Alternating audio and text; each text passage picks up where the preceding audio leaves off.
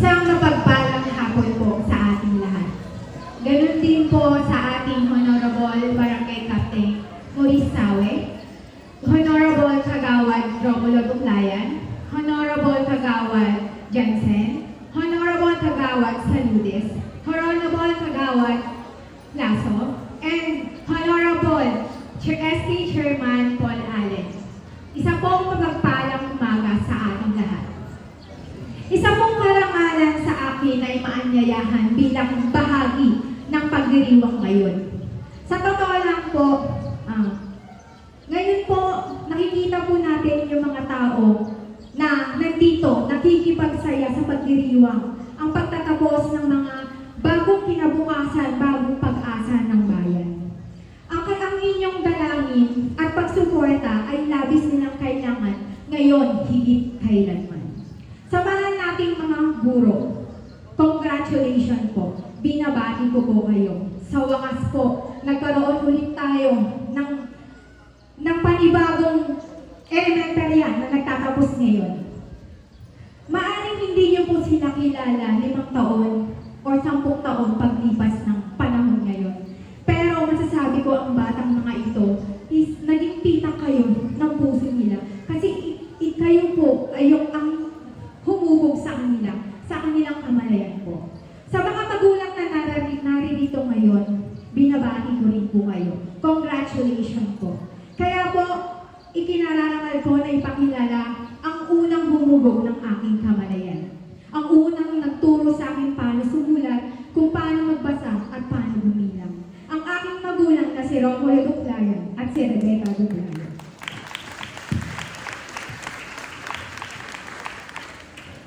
Alam ko po na lahat ng magulang na naririto, ang dalangin nila ay mapagtapos ng pag-aaral ang kanilang mga magulang, ang kanilang mga anak brother. Ang unang guro, na katulad ng aking mga magulang, ay nagsakripisyo para mapagtapos ang kanilang pag-aaral.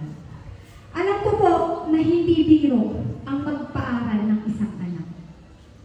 Sana po ay huwag kayong magsawa na busugin ng parangal ang inyong mga anak. Hindi po natatapos ang tungkulin ng isang magulang pagpasok nila sa eskwela, kundi ang guro at ang magulang ay magkatuwang para humubog ng isang mabuting tao. 20 years ko pong hinihintay na makatungtong ulit sa stage na to. Sa totoo lang po, hindi ko po pangarap na maging guest speaker. Pero meron po kasi kaming family friend, as in close family friend po. Siya po yung nagsabi sa akin, "She, balang araw, magiging guest speaker ka." So natupad nga. Kaya nagpapasalamat ako sa tao na ito. Mga magsisipagtapos, para sa inyo ang aking mensahe. Makinig kayong mabuti. Dahil sasabihin ko sa inyo ang mga bagay na pwedeng magpabago ng inyong buhay. Gusto kong kunin ang inyong oras at atensyon. Kasi alam ko naman na kunwari nakikinig na kayo. Pero excited kayong mag-post sa newsfeed nyo na #graduation24. Tama ba? Alam ko din po yan kasi honestly, ilang beses din po akong nagtapos. Sa totoo lang po, hindi ko matandaan yung mensahe ni isa man sa mga guest speaker namin. Nung naaalala ko pa po nung ako'y elementarya, natulog po ako habang nagsasalita yung guest speaker. Sino ba talaga yung inspirasyon ko kung bakit ko narating yung kinalalagyan ko ngayon? Who really inspired me? Bagamat may kaunting alinlangan, syempre sino ba naman ako para tumanggi? Pinangarap ko din talaga na balang araw ay maging guest speaker at magsalita sa harap ng mga gagraduate para maging inspirasyon sa kanilang tatahakin sa buhay. To the teachers in charge, proud parents, and most of all the graduates, my congratulations po. Kamusta mga graduates? Excited po ba kayo na kayo ay nag-graduate na? Ay, isa pa po. Kamusta mga graduates? Kayo po excited na kayo ay graduate na? Ayan. Kailangan po yung attention nyo, kinukuha ko po. Dahil sa oras nito, kinukuha ko yung oras na magmensahe sa inyo. Kayo rin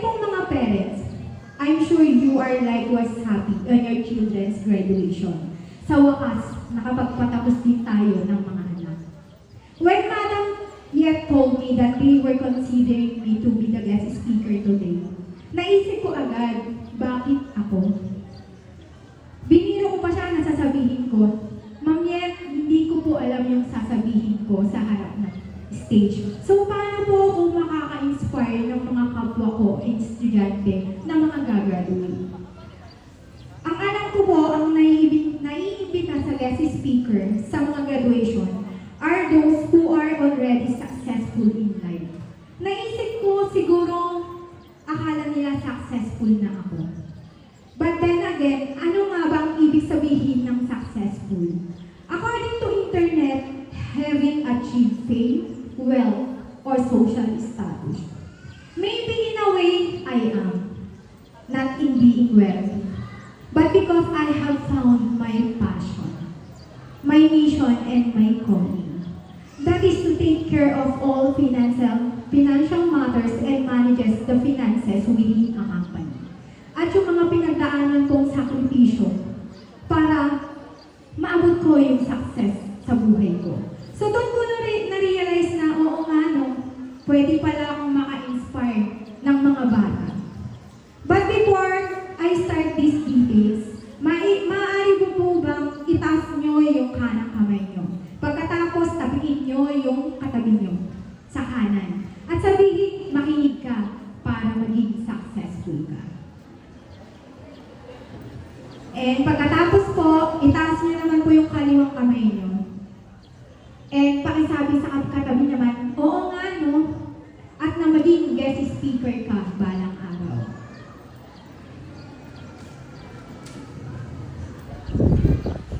Around 20 years ago po, katulad nyo rin po ako. Katulad nyo rin po ako na excited na maligo kung ano-ano pa nga po yung colorete na nilagay ko sa mukha ko na nag-makeup ako. Kasi sa wakas, gagraduate na rin ako ng elementarya. Parang ang gusto ko that time, maganda at gwapo ko. So, pwede po bang pakitingin yung mga katabi nyo kung maganda o gwapo talaga? Kagaya niyo po ako, ako yung nag-graduate ng 6 na taon po. Ako po yung naglalakad sa school, from school to bahay. Meron po siguro dito yung nakakakilala sa akin. So ako po yung bata na nagpapaypay ng mga tinda namin sa sinasabi nilang kanto o yung crossing dyan. So ako po yung bata na nagtitinda pa lang na maagang namulat na tumulong sa magulang. Makwento mo nga lang po, 5 kaming magkakapatid. Ang 4 po sa amin ay graduate na. Ang punso na lang po namin yung nag-aaral sa panahon ngayon. Salamat po sa aking mga magulang sa sakripisyo at naitaguyod nila yung pag-aaral namin. Naitaguyod po kami ng aming mga magulang, katulad po ng aking tatay. Araw-araw po siyang namamasada. Simula po madaling araw hanggang hapon. Ang nanay ko po ay isang dakilang may bahay. Nabanggit ko rin po sa inyo na dati may tindahan kami. Diyan po sa kanto sa sentro. Pero simula po nung high school ako, nagsimula po siyang mabangkrut. Kasi po nung mga panahon na yon, doon lang po kami kumukuha ng pangunahing gastusin namin. So, unti-unti pong nawala yung pangunahing hanap buhay namin. Natatandaan ko pa po na 80 pesos lang po yung baon ko that time nung ako'y nagka-college. Kasi po hindi naman ako yung pinapaaral ng mga magulang ko. Simula po pagpasok ko, naglalakad po ako sa Kalaklanggay hanggang sa SBMA sa Montreal Aura. Yung 80 pesos po na yun na pinagkakasya ko, kasama na rin po doon yung pangbaon ko. Naging scholar din po ako ng former congresswoman natin and ng Municipal Subic. Hindi ko po masasabi na full scholar ako dahil may portion lang po ng tuition ko, yung binabayaran sa akin ng former congresswoman natin at ng Subic Municipal. Again po, people doesn't know po na dumadaan din po kami sa kakapusan. Meron pa pong dumating sa point na ang ulam lang po namin ay noodles. Simula umaga, tanghali at hapunan. Again po, hindi po alam ng mga tao yun. Na nakaranas din pala kami ng kakabusan. Meron pa po, dumating pa po na sa point, yung tatay ko, tinutulak niya na lang po yung tricycle namin. Kasi po, natuyuan po siya ng gas. At nakita ko po doon yung paghihirap at sakripisyo ng magulang ko. Again, people doesn't know na dumuan kami sa kakapusan. Kaya po simula noon, lahat po ng hirap na naranasan namin, doon po ako lalong nagpursige sa pag-aaral. At gusto ko po na makapagtapos ng pag-aaral at maranasan din po yung saya, yung ginhawa ng buhay. Ang parents ko po yung naging inspirasyon ko sa panahon na hirap kami at yung support po nila na binibigay nila sa amin, magkakapatid, makapagtapos lang kami ng pag-aaral. Kung mapapansin niyo po, yung invitation yung program niyo, ang nakalagay na experience ko po na una is encoder. Hindi ko po siya kinakahiya. Kasi po nag-umpisa ako sa mababang posisyon. So, naging encoder po ako ng Peso Supi ng World Orchid. Hanggang sa sabi nga po ng mga bata kanina, na-promote ako. Kasi po ang goal ko sa buhay, maranasan ng magulang ko, yung magandang buhay. And then po, hindi ko po ito pinagmamayabang. Gusto ko lang din pong maging inspirasyon ninyo. At the age of 27 po, naging finance manager na po ako ng isa sa malaking automotive company ng ating bansa. Sa ngayon po, ako po yung hinahanap ng company. Ngayon po, currently, nagtatrabaho po ako sa CBRE. Ang CBRE po is world's largest commercial real estate services and investment firm on 2022 revenue. Isa po ako sa mga pinadala ng company para mag-manage sa property sa isang dating pinakamalaking shipping company dito sa Pilipinas. At kasalukuyan po ngayong tinitake over ng pinakamalaking shipping company sa buong mundo. But still, sabi nga ng naranasan ko ngayon, hindi pa rin po ako tumigil na mangarap. Ang pagbuo ng kinabukasan po ay hindi isang teknika. Madaming paraan para gawin yon. Pero sa dinami-dami ng paraan, hindi mo magagawa ang gusto mo sa buhay kapag hindi mo ginawang ang unang hakbang. Ito ang mangarap. Para sa akin po, ang hindi pagkakaroon ng pangarap ay nakakatakot. Kasi po parang sinabi nyo na rin na wala kayong pangarap sa buhay para umunlad. Kahit bata pa lang kayo, pwede nyo nang isipin ang mga bagay-bagay na gusto nyo. Isipin nyo kung nasaan kayo pagdating ng 10 years.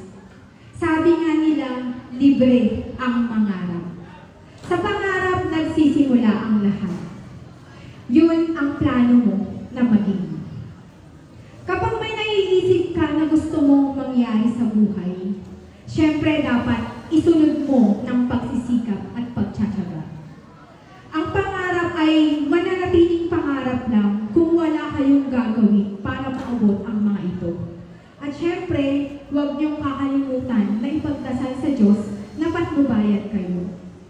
At kapag dumating ang panahon na naabot niyo na yung mga pangarap niyo at marating niyo ito, huwag niyo rin pong kakalimutan na magbalik tanaw. Magpasalamat tayo sa taong naging bahagi ng inyong tagumpay. Katulad na lang ng ating mga teachers. So kinukuha ko po ito yung opportunity na to para magpasalamat sa unang mga humubog sa akin. Madam Yet, nagpapasalamat po ako sa inyo. Madam Piliesa at Madam Lorena, yun lang po. Maraming salamat po dahil kayo po yung unang humubog sa aking pagkatao. Magpasalamat din tayo syempre sa mga magulang natin dahil sila yung mga nagsakripisyo para mapagtapos ka lamang. Magtatapos kayo ng elementarya, pero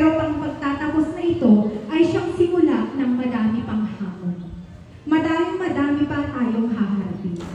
Pero ito ang sinisigurado ko sa inyo.